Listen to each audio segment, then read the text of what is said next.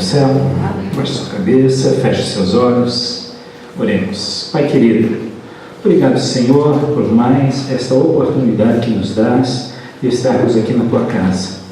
Te agradecemos, ó Deus, porque sabemos que até mesmo isso é obra da tua graça em nossas vidas. Foi o Senhor que nos trouxe aqui nesta noite para recebermos, ó Deus, da tua palavra. Usa a minha vida agora, Senhor, abre a minha mente, a minha voz, a minha boca, para que, ungido, ó Deus, pelo Espírito Santo de Deus, eu possa transmitir a tua palavra e assim possa atingir cada coração aqui presente nesta noite. Nós pedimos a tua bênção sobre nós, no nome de Jesus. Amém. Antes de entrar na mensagem, só me apresentando, eu estou ali na IBB de Suzano, a Igreja Bíblica Brasileira de Suzano, junto com o pastor Marcelo, que é o pastor da igreja lá. E faz mais ou menos, vai fazer um ano que nós fomos para lá e estamos ajudando o pastor Marcelo lá, estamos juntos com ele e agradecidos por Deus ter nos levado ali para a IBB de Suzano. Eu já estou no ministério há quase 20 anos, ou até mais, se contar o tempo antes do seminário, mas de ordenação ao ministério vou fazer em dezembro 19 anos de ordenação. Eu fui ordenado em 1997, então vai fazer ano que vem 20 anos.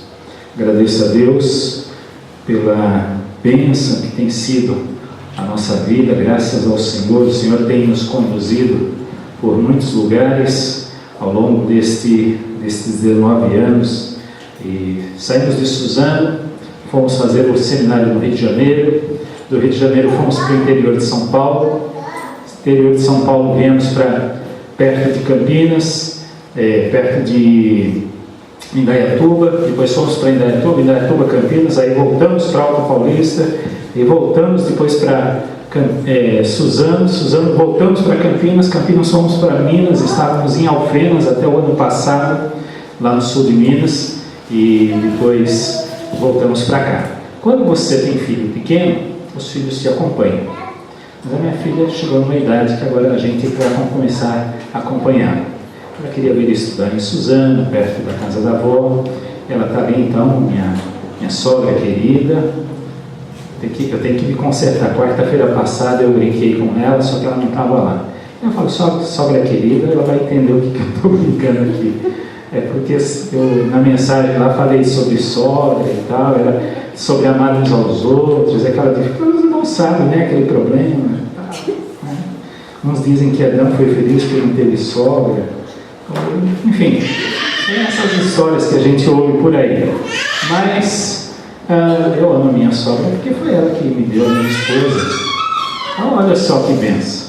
Então tem ali minha sogra, meu sobrinho João Vitor, minha filha Tainara, minha querida esposa, com a qual estou casado há 26 anos. 26 anos, hein? Olha só. Muito bem. E nós vamos então, ainda no tema que nós estamos estudando neste mês de julho, de estarmos andando na luz. E esse é o tema dessa mensagem que eu preparei para esta noite. Abre aí a sua Bíblia no Evangelho não, na carta de 1 João, capítulo 1, e eu vou ler do versículo 5 até o 10. 1 João 1, de 5 a 10. Esse texto, provavelmente, talvez até o pastor Leandro já discorreu sobre ele, porque é o tema do mês, mas sempre é alguma coisa que Deus tem para nos mostrar. Eu tenho certeza que você vai ser abençoado, porque eu já fui abençoado por esta palavra. Eu tenho certeza que Deus vai abençoar a sua vida também. 1 João, quando a gente estava dirigindo uma congregação, o pessoal ainda não conhecia muito bem a Bíblia, a gente falava, não é o Joãozão, não, é o Joãozinho. Aqui tinha o Joãozão, que é o Evangelho, agora é o Joãozinho, lá nas cartas. Então, 1 João 1, de 5 a 10, que diz assim: ora, a mensagem que da parte dele temos ouvido e vos anunciamos é esta, que Deus é luz, e não há nele treva nenhuma. Se dissermos que mantemos comunhão com Ele e andarmos nas trevas, mentimos e não praticamos a verdade. Se, porém, andarmos na luz, como Ele está na luz, mantemos comunhão uns com os outros, e o sangue de Jesus, seu Filho, nos purifica de todo pecado. Se dissermos que não temos pecado nenhum, a nós mesmos nos enganamos, e a verdade não está em nós. Se confessarmos os nossos pecados, Ele é fiel e justo para nos perdoar os pecados e nos purificar de toda injustiça. Se dissermos que não temos cometido pecado, fazemos-o mentiroso, e a sua palavra não está em nós. Nós tivemos já compartilhando com os irmãos ali em Suzano e os irmãos da IBB de Mogi, que essa carta, para nós, para mim particularmente, tem um valor muito grande. Aqui tem o meu versículo. Sabe, você não tem um versículo predileto? Eu tenho um versículo predileto aqui. Então, quando eu leio aquele versículo, eu falei o meu versículo. Se você pegar meu celular, você vai ver lá a primeira frase da tela de início, ali, antes de você fazer lá o, como que chama aquele código lá, não sei como fala, tem um nome aqui do lado, né, para desbloquear a tela. Está lá, no amor não existe medo. Que é 1 João 4,18. É o nosso versículo, meu e da minha esposa. Quando nós começamos a namorar, nós vimos esse versículo e tomamos esse versículo para nós, porque nós sabíamos que havia muitas coisas difíceis as quais nós enfrentaríamos e até hoje continuamos enfrentando. Mas se houvesse amor, o amor faria toda a diferença. Ele expulsaria o medo. O amor põe para fora o medo. Ele tira o medo. Então nós aprendemos isso. E nós tivemos em 1989, ainda solteiros, num congresso da Juventude Batista Brasileira, lá em Curitiba. E naquele congresso com o nacional que nós participamos, naquele ano nós ficamos, no grupo de interesse que nós ficamos, era a 1 João que nós estudamos. E eu aprendi tanto com aquele pastor que nos levou a palavra naquele congresso, que até hoje eu nunca esqueci. De 1989 para cá, essa carta tem nos acompanhado. E sempre Deus tem bastante coisas para nos ensinar. Eu costumo dizer que a carta de 1 João é uma carta para ser estudada sempre. Não só quando é ênfase nas mensagens, mas sempre, porque é uma carta muito prática. Ela vai tratar de temas muito importantes da nossa vida cristã, nossa caminhada cristã. Então é importante que você leia essa carta com cuidado, com carinho, lá no seu momento devocional. Tira um tempo para estudar essa carta, para cada versículo, pega, mastiga, rumina, para depois então você ver o que Deus vai falar com você. Começando então esse texto, uma das principais afirmações no primeiro versículo que nós lemos, versículo 5, ele diz de uma forma bastante contundente, o apóstolo João diz assim: Deus é luz. O que isso significa para você? Você já parou para pensar? É a primeira expressão, e nessa carta nós entendemos que não se trata da luz natural, a luz do sol, não se trata da luz artificial, como nós ouvimos aqui a palavra da nossa irmã Mônica. Está se referindo a qual aspecto da nossa vida cristã? Está se referindo ao aspecto espiritual da nossa vida. O aspecto espiritual de que o ser humano precisa ter um relacionamento com o ser espiritual, que também é conhecido como luz, ou Pai das luzes, o nosso Deus. Deus é a luz. A luz tem alguns significados muito importantes que eu quero destacar aqui. Qual foi a primeira criação de Deus? Lá em Gênesis capítulo 1, versículo 3. Deus disse o quê? Haja luz. Haja luz. E é interessante nós pensarmos que o primeiro ato criativo em relação à nossa existência começa com a existência da luz. Deus diz: haja luz. E é interessante nós pensarmos que essa criação vai dar início a todas as outras coisas, porque o próprio sol vai ser criado no quarto dia. Então a luz tem a existência antes mesmo que a luz do sol exista, antes mesmo que o sol exista. É interessante nós pensarmos nisso, porque nós costumamos sempre fazer aí um paralelo entre a luz do sol e a luz de Deus.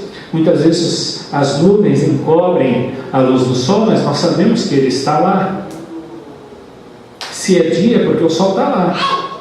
Se está claro o dia, mesmo que esteja nublado, cinzento, feio, chuvoso, frio, enfim, nebuloso, a luz está lá. Senão você não teria dia. Há alguns lugares do nosso planeta que tem o sol do meio-dia. Já ouviram falar? Sol da meia-noite, confundi tudo.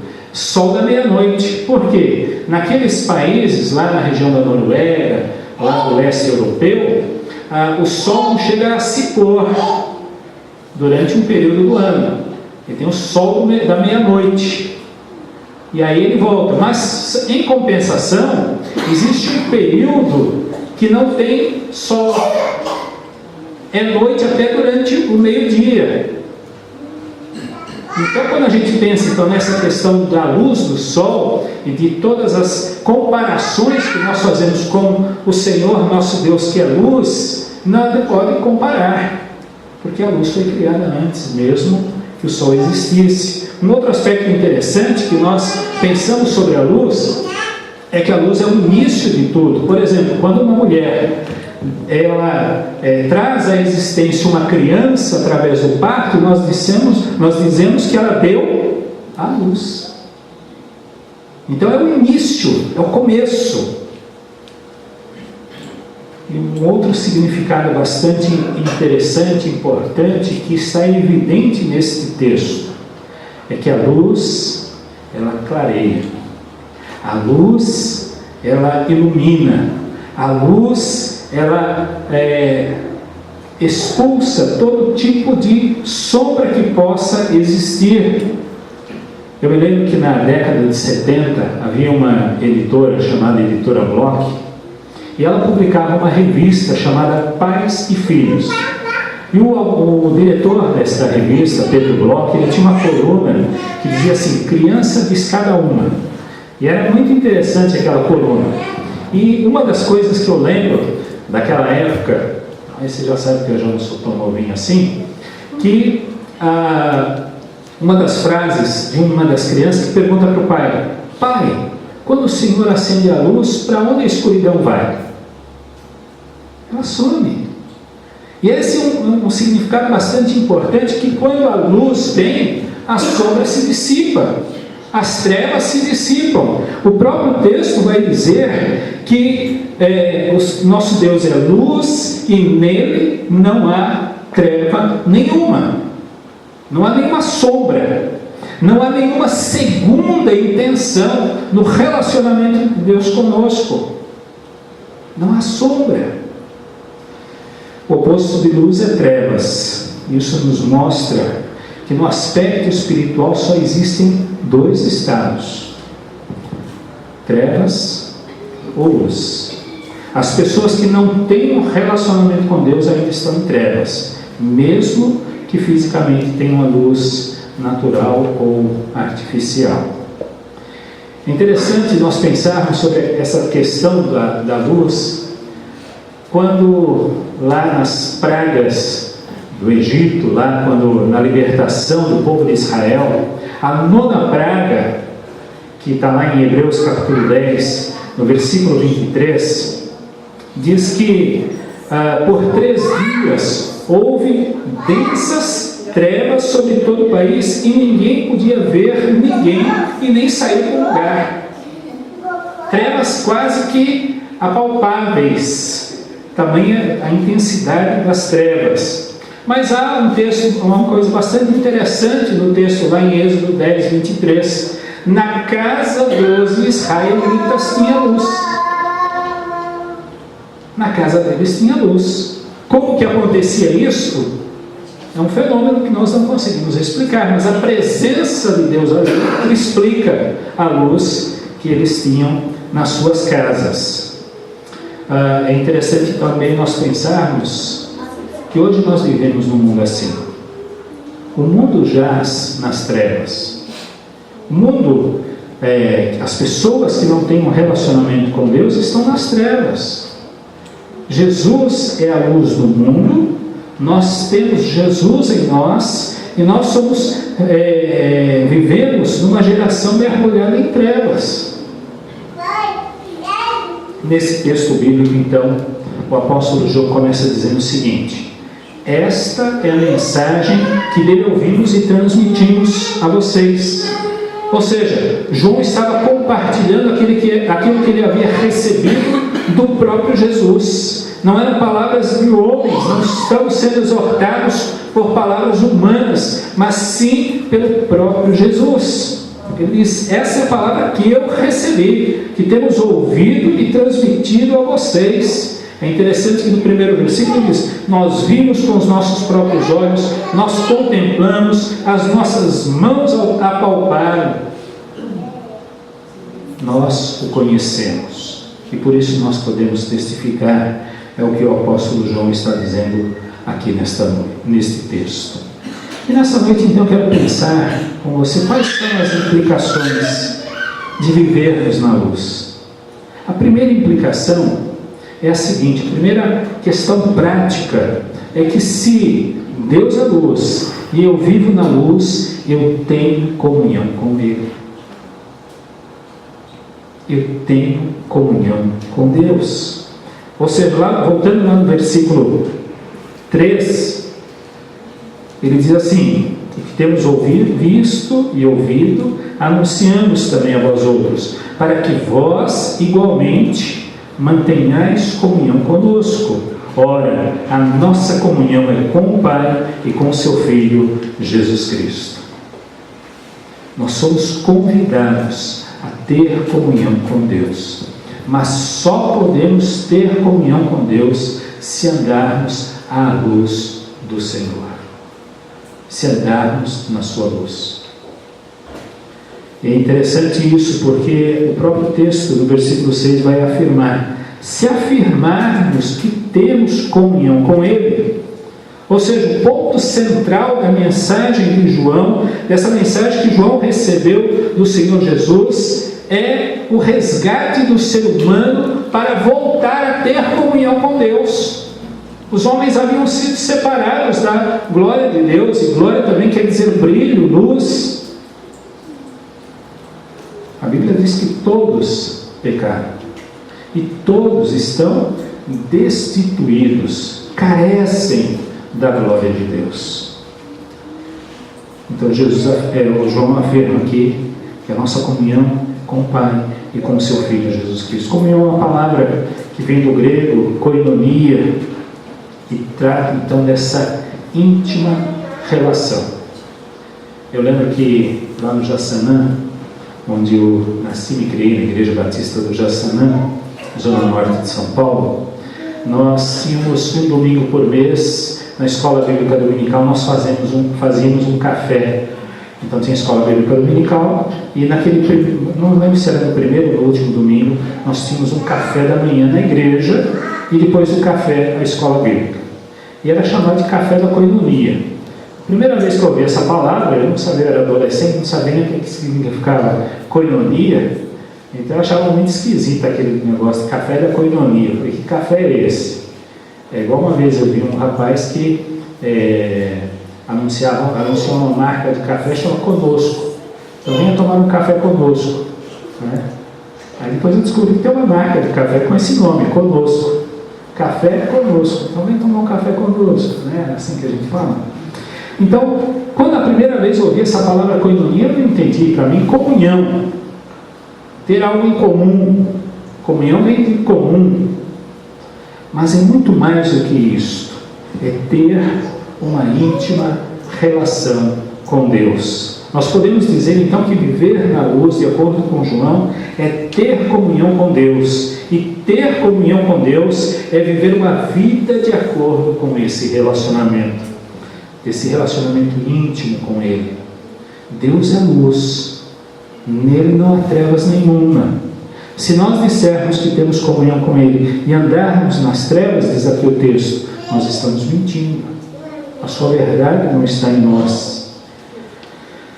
Mas quando nós temos comunhão com Ele, em santidade, em compromisso, em transparência, em louvor, em busca e principalmente abandonando aquelas práticas pecaminosas que não são condizentes com a nova vida em Cristo, conforme diz lá em 2 Coríntios, capítulo 5, versículo 17, que diz assim: pois se alguém está em Cristo, nova criatura é, as coisas velhas já passaram e eis que tudo se fez novo. Não dá para viver a mesma velha vida.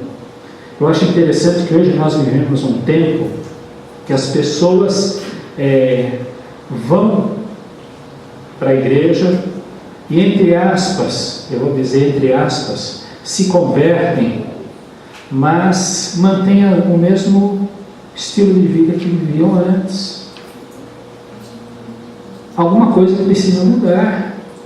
Deus não nos obriga a mudarmos antes de irmos a Ele, Ele diz: venha como está.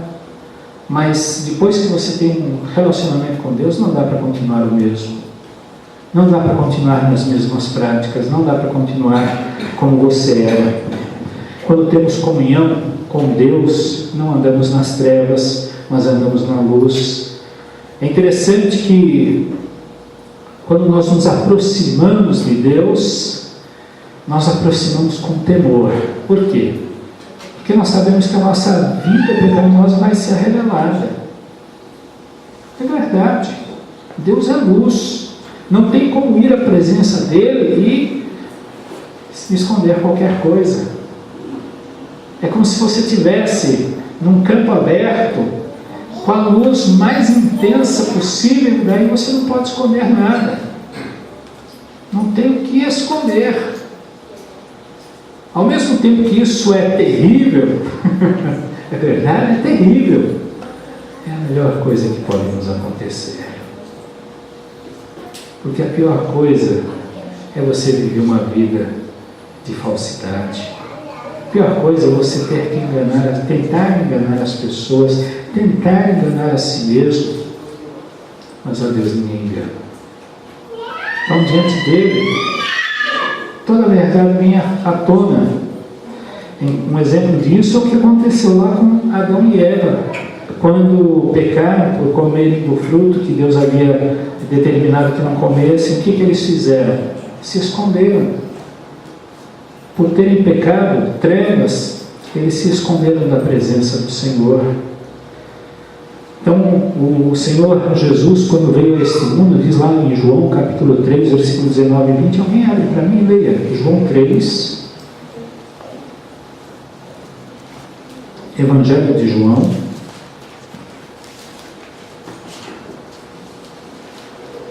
capítulo 3, na verdade é do 19 ao 21. E a condenação é esta, que a luz veio ao mundo, e os homens amaram mais as trevas do que a luz, porque as suas obras eram más. Porque todo aquele que faz o mal aborrece a luz, e não vem para a luz, para que as suas obras não sejam reprovadas. Mas quem pratica a verdade vem para a luz, a fim de que as suas obras sejam manifestas, porque são feitas em Deus. Olha só, é isso que Deus quis.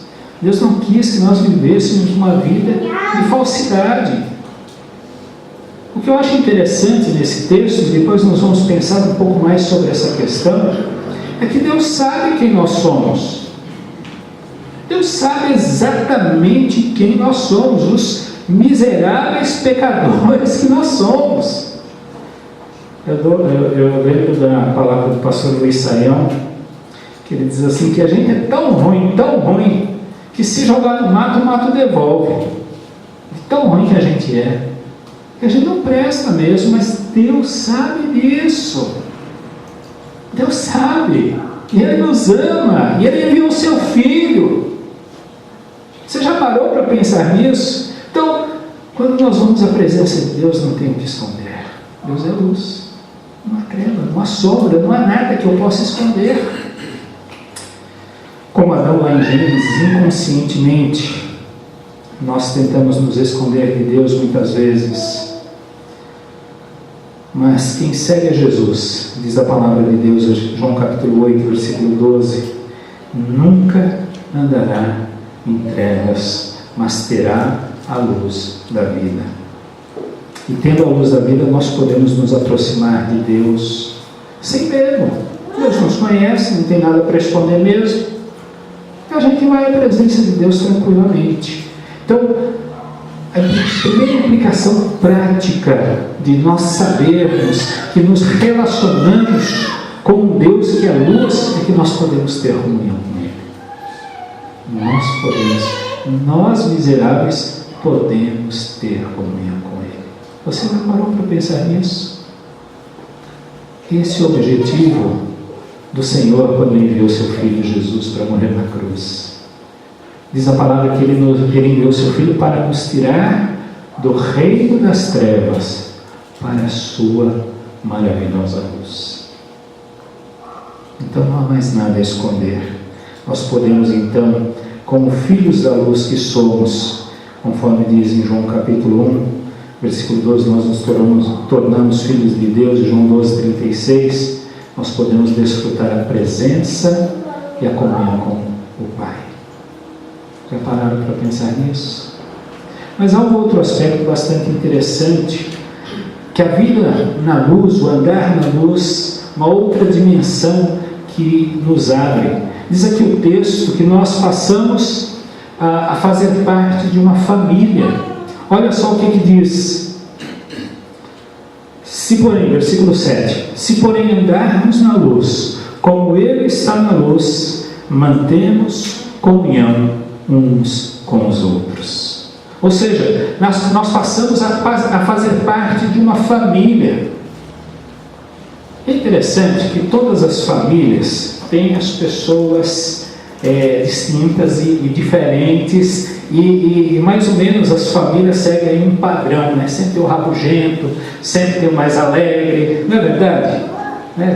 Você já parou para pensar que lá na sua família sempre tem um rabugentinho, né? Sempre tem um que é mais alegre, tem um piadista, tem um que é mais preguiçoso, tem um que é mais ativo, enfim, os vários tipos. Mas quando faz parte da família, você olha para todos com amor, porque todos fazem parte da família. Às vezes até sai lá uma briguinha ou outra por causa dessas diferenças que nós temos, mas nós sabemos que onde nós nos relacionamos uns com os outros, porque somos filhos da luz, somos da família da luz de Deus. E nós só temos comunhão uns com os outros se andarmos na luz do Senhor. Efésios capítulo 4, a partir do versículo 17 até o capítulo 5, versículo 7, trata de relacionamentos. Se você olhar aquele texto, se você pegar o texto, abrir, você vai ver, abre aí a sua Bíblia, Efésios 4. Eu não vou ler todo o texto, porque é bastante longo, e senão eu tomaria aqui mais da metade da mensagem. Mas olha só, presta atenção, Efésios 4, a partir do verso 17, ele vai falar disso, dos procedimentos dos filhos da luz. E olha só o que ele diz, lá em 4:25, ele nos exorta a falar a verdade ao nosso próximo. No versículo 26, ele diz que se ficarmos irados, não devemos pecar. No versículo 29, diz que da nossa boca não deve sair nenhuma palavra torpe, mas sim palavras de edificação. Quando eu era garoto, eu achava que palavra torpe era palavrão, né? Palavrão é palavra torpe. Olha essa palavra torpe aí na sua boca, né? Uma coisa assim. Depois eu descobri que palavra torpe é qualquer palavra que você fale para diminuir ou desprezar alguém, que não edifique. Qualquer palavra assim que promova uma intriga ou qualquer coisa, não precisa ser necessariamente um palavrão. É uma palavra torpe, mas sim palavras que sejam boas para edificação.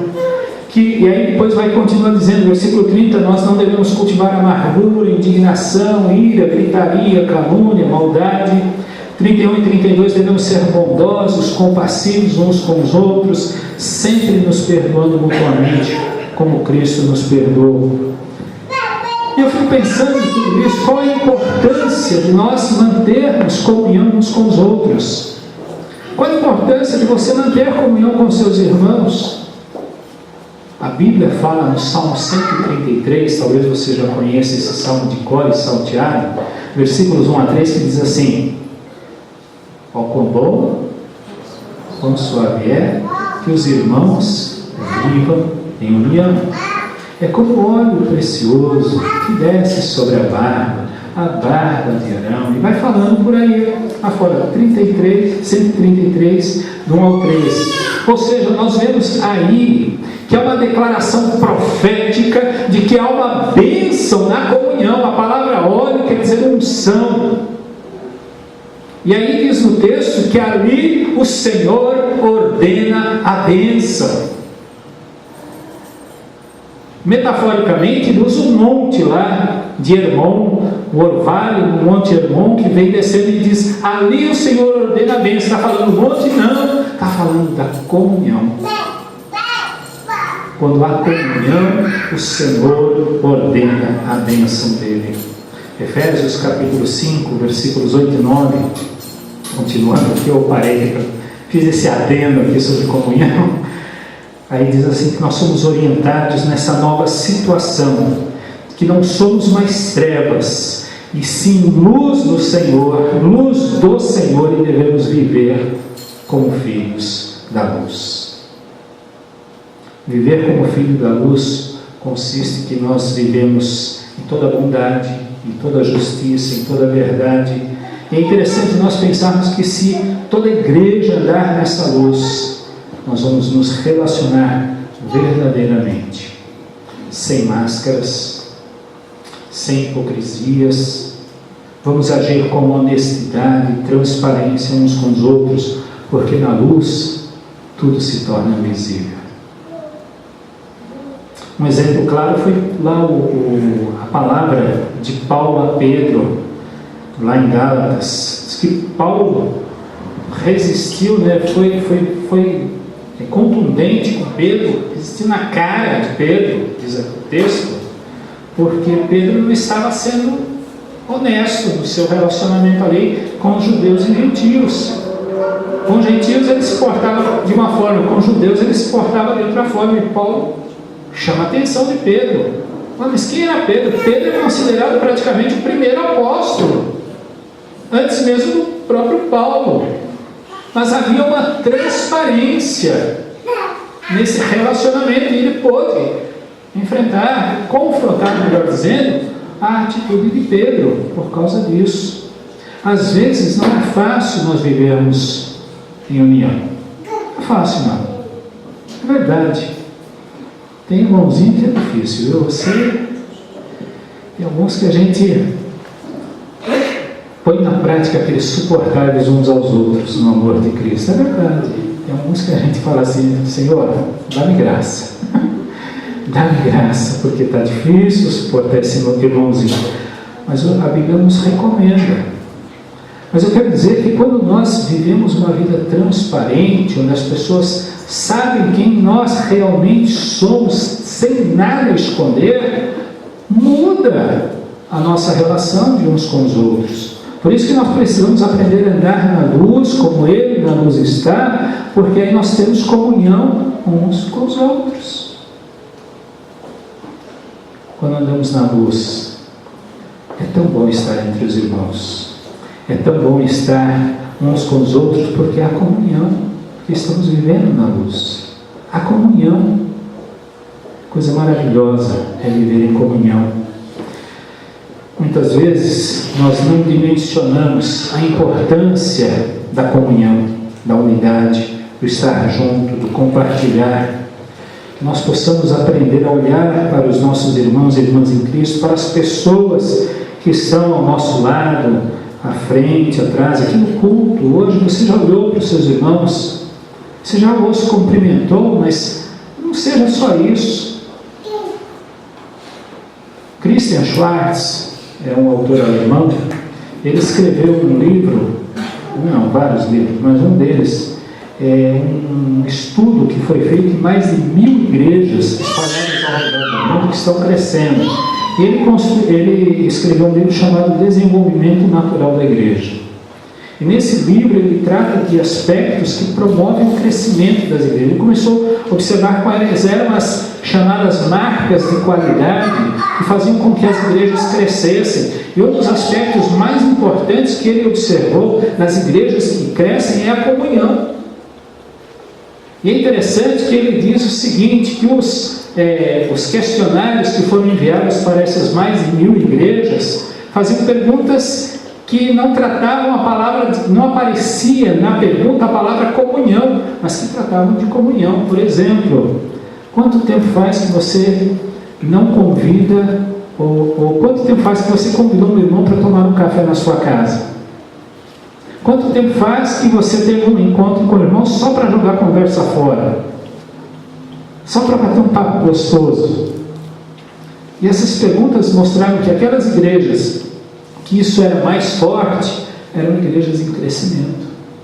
Às vezes nós não dimensionamos essa questão da comunhão, mas o texto nos fala isso. Quando andamos na luz, como Ele na luz está, temos comunhão uns com os outros. E aí então nós começamos a perceber um terceiro aspecto prático das nossas vidas. Primeiro, nós temos comunhão com Deus. Segundo lugar, nós temos comunhão uns com os outros. E aí vai falar assim, na sequência do versículo: e o sangue de Jesus, seu Filho, nos purifica de todo pecado. O que é que isso tem a ver? Ou seja, nós passamos a ter uma vida interior autêntica. Nosso interior, nós estamos bem conosco mesmo, cada um consigo mesmo. Como é bom estar bem consigo mesmo. Como é bom você olhar para si mesmo e não ter dor na sua consciência. Como é bom isso. Mas aí você fala, mas todo mundo é pecador. O apóstolo João sabia disso, tanto é que ele escreveu essa carta. Sabe o que ele diz no capítulo 2, versículo 1? Filhinhos, estas coisas eu vos escrevo para que não pequeis. Puxa vida, o negócio é sério. Não é para ficar pecando. Mas ele continua o versículo. Se parasse por aí, estávamos frios. Mas se alguém pecar, temos um advogado junto ao Pai, Jesus Cristo, o justo. Então esse texto, a partir dessa parte do versículo 7, e o sangue de Jesus, seu Filho, nos purifica de todo pecado, vai tratar da nossa questão interior. Deus sabe que somos pecadores e mesmo assim Ele nos ama, mas Ele deu a solução para os nossos pecados. Ele enviou o seu Filho Jesus, e aí o texto diz: o sangue de Jesus, seu Filho, nos purifica de todo pecado. E algumas versões até trazem, nesse final do versículo 7, em vez de todo, diz de cada pecado. Ou seja, pecadinho, pecadão. Como é que alguma vez eu ouvi uma palavra assim engraçada sobre pecado? Pecadão era... Como é que é? Eu esqueci agora a palavra que o nosso amigo lá usou. Tem pecado que não é pecado de estimação. Ele usou uma palavra assim que tem pecado que o negócio é gritante. Né? A coisa é terrível, aquela coisa terrível, que aquilo assusta todo mundo. Cabeludo, tem pecado cabeludo. Eu estava tentando lembrar essa palavrinha que ele usou. Tem pecado que a coisa é mais amena, mas se torna um pecado de estimação nosso que a gente não abandona. Mas o texto diz que o sangue de Jesus, seu Filho, nos purifica de cada pecado, de todo pecado. E aí vai dizer o seguinte: olha, não adianta tentar enganar a Deus. Se dissermos que não temos cometido pecado, nós não estamos enganando a Deus. Nós estamos enganando a quem? A nós mesmos. Quando João escreveu essa carta, ele tinha em mente um grupo que estava se infiltrando na igreja, chamado gnósticos, que eles queriam dizer que Jesus não veio em carne, foi uma mera aparição de Jesus. Por causa disso, eles são chamados de docéticos. Não é céticos, é docéticos, por causa da palavra aparecer, aparição. E esse grupo, é interessante nós pensarmos nisso. Por que João escreveu essa carta? Esse grupo, os gnósticos, eles se diziam os iluminados, os que receberam a iluminação, a revelação. Aí João diz assim, vai direto na ferida, né? Já toca no ponto. Deus é luz, nele não há treva nenhuma. Se nós dissermos que temos comunhão com Ele e andarmos nas trevas, mentimos e não praticamos a verdade. E essa comunhão é com o Pai e com o Filho. E nós vimos, e ouvimos, e tocamos, e apalpamos, está lá no versículo 1. É isso que João está falando. E aí ele diz assim, versículo 9. Eu lembro que havia um cântico que nós cantávamos, que dizia assim: se confessarmos os nossos pecados, Ele é fiel e justo para nos perdoar os pecados e nos purificar de toda injustiça. Ainda bem que eu sou pregador, não sou cantor, né? Os irmãos agradecem, né? Que eu seja apenas pregador e não cantor, porque senão ia ser terrível. Mas olha só o que o texto diz: se confessarmos. Sabe o que quer dizer confessar? Às vezes a gente pensa que confessar é apenas declarar aquilo que fizemos de errado, não é isso? Quase sempre, confesse seu pecado, admite que você errou. A palavra confessar, ela tem uma dimensão um pouquinho maior.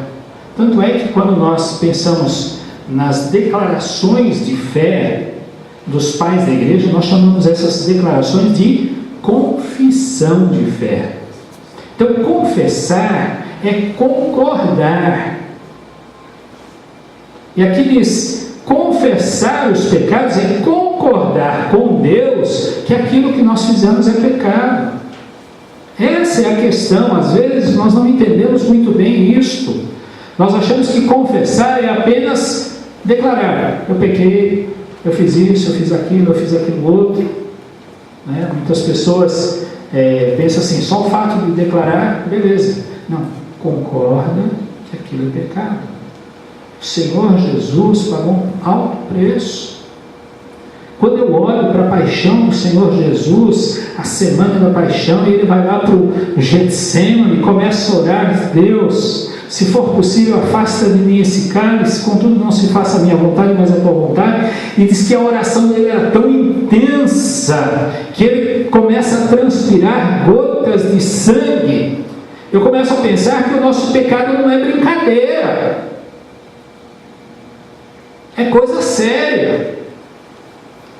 Mas aqui o texto diz, olha só, nós podemos ter uma vida interior autêntica.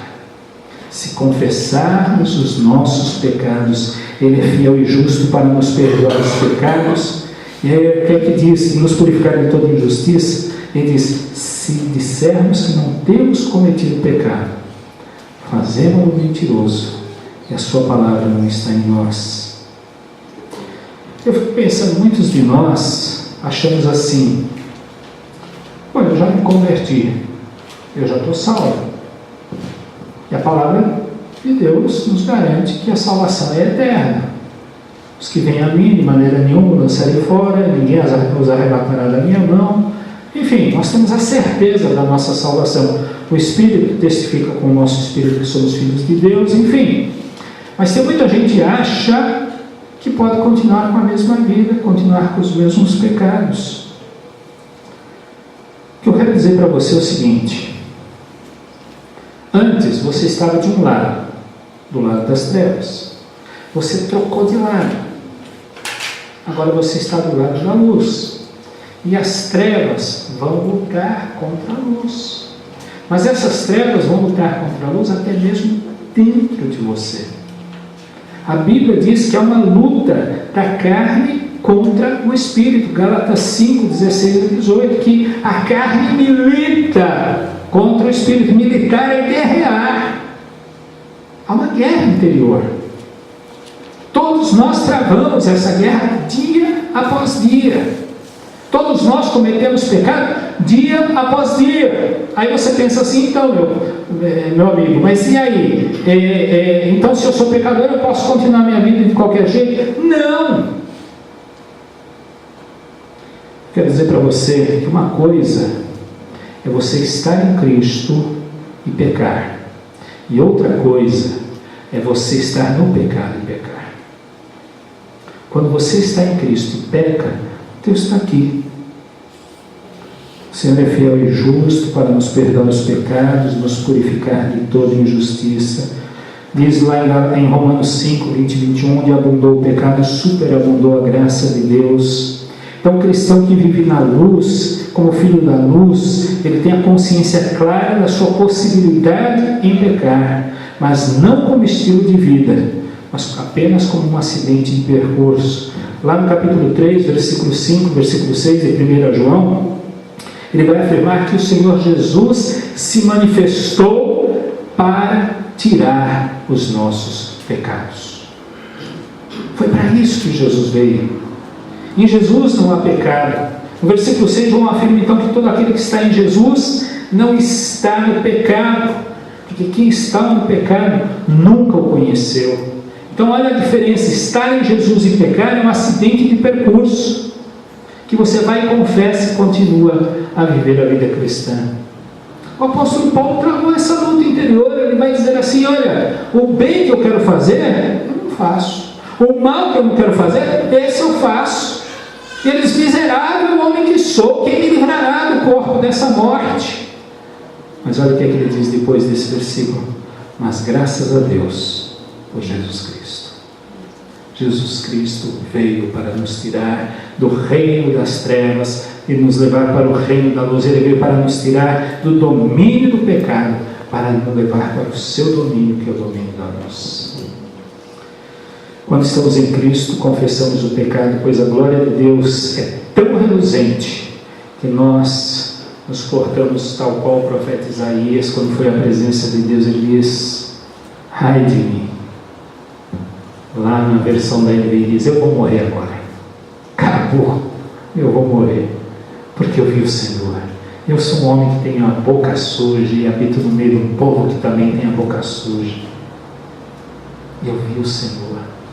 Mas aí o texto diz que o anjo foi lá, tirou uma brasa do altar e tocou os lábios do profeta.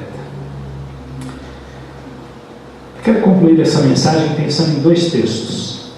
1 Pedro 2,9, onde diz que nós somos a geração eleita, o sacerdócio real, a nação santa, o povo de propriedade exclusiva de Deus.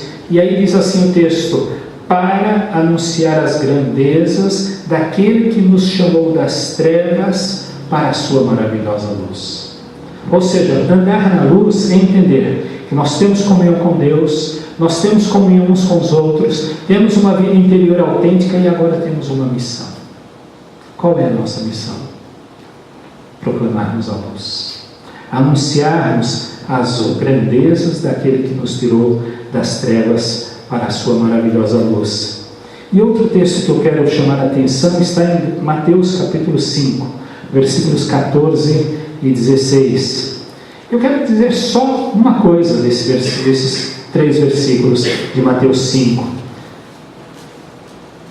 O Senhor Jesus, quando falou aos seus discípulos, ele não disse, se vocês quiserem, vocês serão luz. Ele também não disse, olha, vocês se esforcem para ser luz. Também não disse isso. O que é que o Senhor Jesus diz? Vós sois a luz do mundo. Vós sois o sal da terra e a luz do mundo. Vocês